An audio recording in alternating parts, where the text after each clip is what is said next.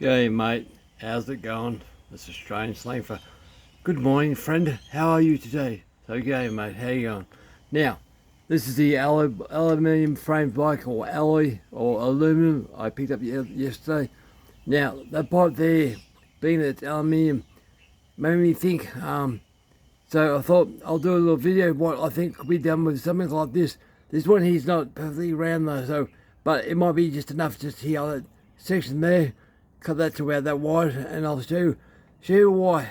I got this shit out the shed. Right, back. Now I just ripped this muffler off and explain what I'm doing. It's a Frankenstein.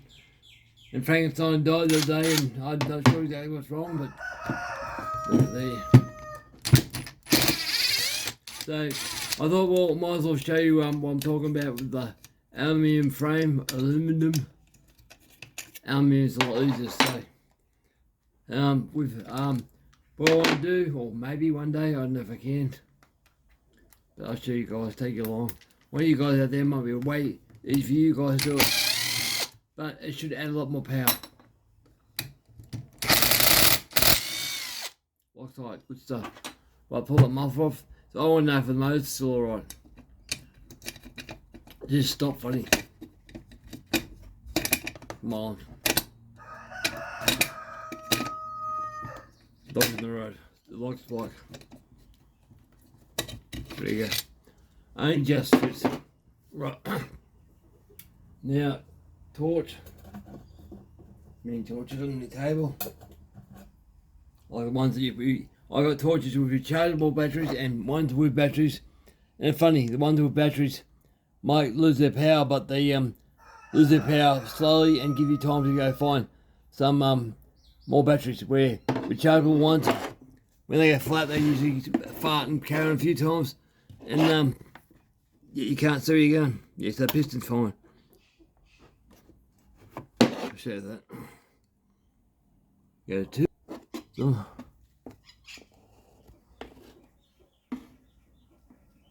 So there's no marks stuff, so that should be fine with that.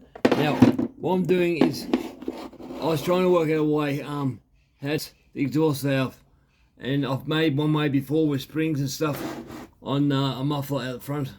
So I had a muffler bent around the front here, so I think that's on donut. I cut it off, and I still thought, well, I could still do this. So what I thought with that aluminium frame, that exhaust port there, I'd probably think the best one to do it would be a steel 046 or something like that, or 066, a big motor, so even a big bore. The reason being it's more room between these two bolts, easier access and stuff like that. So let's just propose we can do that, and why would you do it? So try and speak clearly. So what I have been watching, and someone else has come with the idea. Yamaha started in the 70s. They got a power valve in here. So what the idea is, this valve goes down when you're idling. As you build up your revs, the valve opens up until when you're full revs at full power. It's all to do with your transfer chambers open up, and you try and minimise the amount of fuel escapes at your exhaust to leave fuel in there for power. So it's all about that. So what I'm saying is, why can't we do this for chainsaws? And then what I'm proposing, aluminium or aluminum, it heats up quite rapidly. That's why most chainsaws are made of aluminium. So I'd probably make that part there, the exhaust and the actual power valve itself, probably make it a stainless steel, because stainless steel, it's not what you call easy stuff to bend. It's quite high tensile, so the expansion rate should be minimum on stainless steel, but aluminium should spread out more, and that would be the back part, the hot part, and the stainless steel valve would be in front. So it shouldn't. I'm not sure what the expansion rates are, but I think it could be done. So what I will do, I'll set yourself up here. So if I got that pipe off the bike, so now I gotta do this. So this is just a cardboard tube off the toilet paper. going back to kindergarten. So I would say whatever fits between the two pipes, two bolts on the particular saw you're working on. So to do this, you need a lathe, TIG. I've got lathe and TIG. TIG's the only one that works right now because the lathe needs an electric motor. But this would probably work. So I'm cutting this a small circle. I feel I get it right. Guesstimate. Right. So between the two bolts, so that's pretty right. Yeah, I'll do the minimum one. So work out what that is there. Do half a circle almost, or a third of a circle, something like that. No, a third, yeah. Well, put it this way, you have to go more than what the actual exhaust would be. Where's another torch? A folding torch. So that's better if it stays up.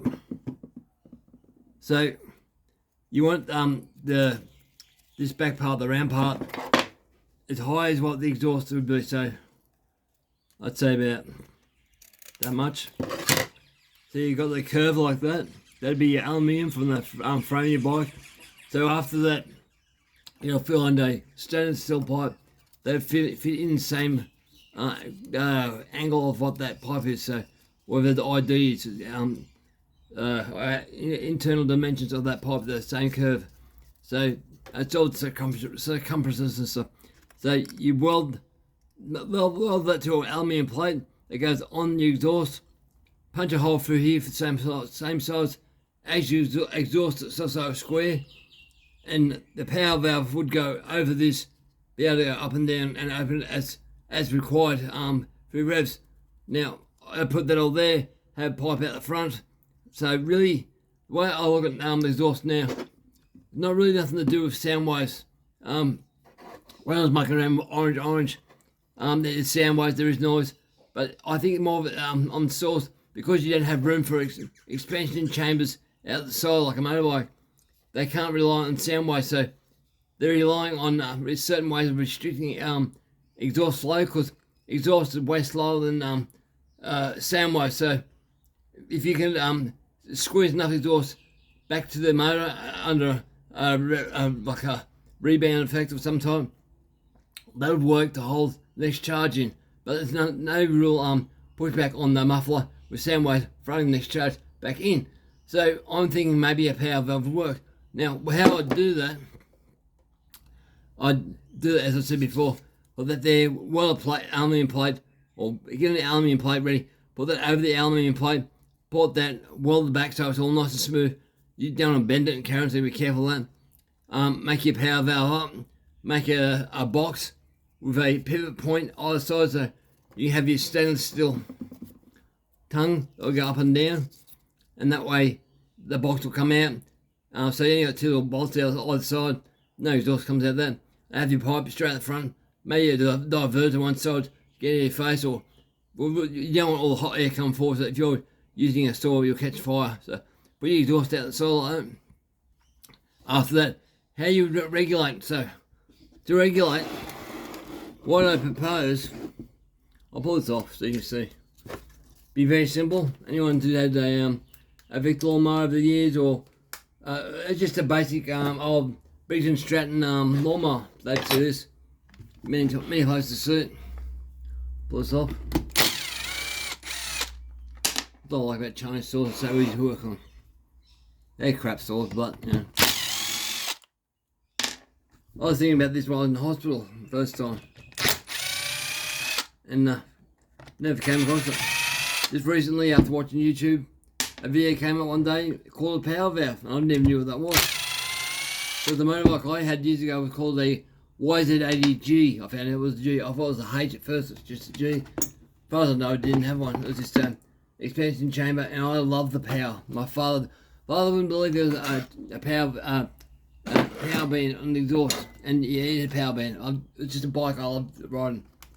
It had twin shocks at the back, the H went to a mono shock. So you can see this right here, the flywheel. So in the old 4 strokes and stuff like that, or even 2 strokes, they'd have a governor, and the governor would set off the flywheel. So the faster you spin the motor over, the more wind would blow out the motor and would cause your motor to slow back down. So you wouldn't blow the motor up. So the governors work on these smaller motors. Now, why can't we put a plastic governor or small tin governor or bit of stainless steel, something not too heavy? So as it spins faster and faster, it blows air, and that will actually lift up the power valve. So as you rev and you want the power valve to open, it might be better going up down, I'm not sure, but I imagine as it spins faster, you want the exhaust to open up. So full acceleration means full open exhaust as you go down. Now, what I can understand by going what the guys do on motorbikes, they're saying that off the grid start. So when you bog, the exhaust would slightly close, and you'd get more fuel back in the motor. And it's gives you lower torque, I suppose. But when you're full revs again, the motor's working at the most efficient part. It'll open all the way up. But yeah, just be a manual piece of a bit of metal about that big, that wide, spring loaded. So the fan will blow that, mucking around. A lot of mucking around with that spring. But a little lawnmower spring, there's one, something like that. That would hang somewhere. That would fight against these flywheel. These are for carbies, so that's off a Briggs & Stratton. No, Briggs & Stratton off a Husqvarna mower. So just something like that. But yeah, I reckon a power valve could be done on a saw. So if you're building a G660 for Sawfest in America, if you get one of your mates who knows what they're doing with their lathes and stuff, why not make a power valve? Oh, might do that one day myself, I think. Make a power valve and actually control the actual exhaust, and the way you regulate it for the flywheel. And the reason I'd use the flywheel and no other way, when I had the adjustable pipe on the saw itself, I was using the muffler, using the exhaust itself as a regulator, and as it would run, it would go in and out with springs, bit similar to that spring I showed you, but it would sort of go really weird, and I could not tune it. It's just impossible to tune. Which now I think that's the saw. It's called Donut now. The same one like call, so I'm going to come out that should do the call. But now you're going off the actual flywheel itself. The flywheel itself is more of a constant velocity, so you got a certain amount coming out, so you can actually verify what it is and what it's not. So it just food for thought. So anyway, can it be done? I think it could be. So anyway, guys, thanks for my rambling. Oh, thanks for listening to my rambling. Anyway. But so I'll talk to you soon. So over and out.